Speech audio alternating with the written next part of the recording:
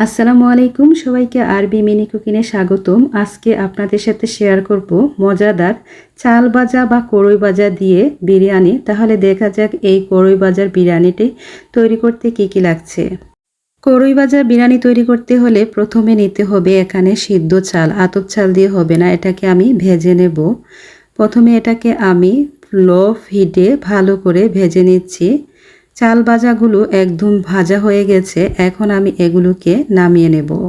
বিরিয়ানি করার জন্য প্রথমে আমি একটি পাতিলে দিয়ে দিচ্ছি সাদা তেল, দিয়ে দেব এখানে চিকেন, একটু লবণ, একটু হলুদ দিয়ে এগুলোকে হালকা ফ্রাই করে নেব।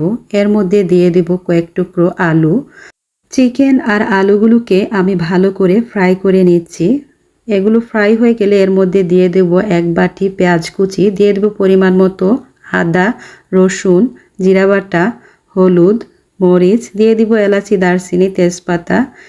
এগুলোকে আমি ভালো করে কষিয়ে নেব। কষানো হয়ে গেলে এর মধ্যে আমি দিয়ে দেব ভেজে রাখা কড়ইগুলো।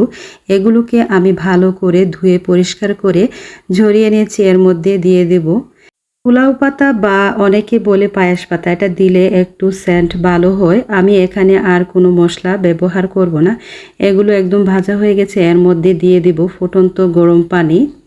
ফুটন্ত গরম পানি দিয়ে আমি কিছুক্ষণ নেড়ে তারপরে এটাকে ঢেকে দেব। ঢেকে দিয়ে আবার আমি এটাকে তুলে নিচ্ছি। পানিটা একটু শুকিয়ে এসেছে। এখন দিয়ে দেব একটু টেস্টের জন্য সামান্য পরিমাণের চিনি।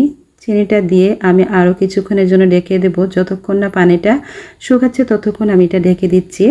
আমি কিন্তু এই প্রথম কড়ই ভাজার বিরিয়ানি তৈরি করেছি। এদিক দিয়ে বিরিয়ানিটা তৈরি হয়ে গেছে। এখন একটা প্লেটের মধ্যে সার্ভ করে নেব। আপনারা কে কে কড়ই ভাজার বিরিয়ানি খেয়েছেন এবং কেমন লেগেছে তা অবশ্যই কমেন্ট করে জানাবেন। আমার হাতের রান্নাগুলো যদি ভালো লেগে থাকে তাহলে অবশ্যই আমার চ্যানেলটাকে সাবস্ক্রাইব করবেন এবং ফেসবুক পেজে একটা ফলো দিয়ে পাশে থাকবেন। সবাই ভালো থাকবেন। আল্লাহ হাফেজ।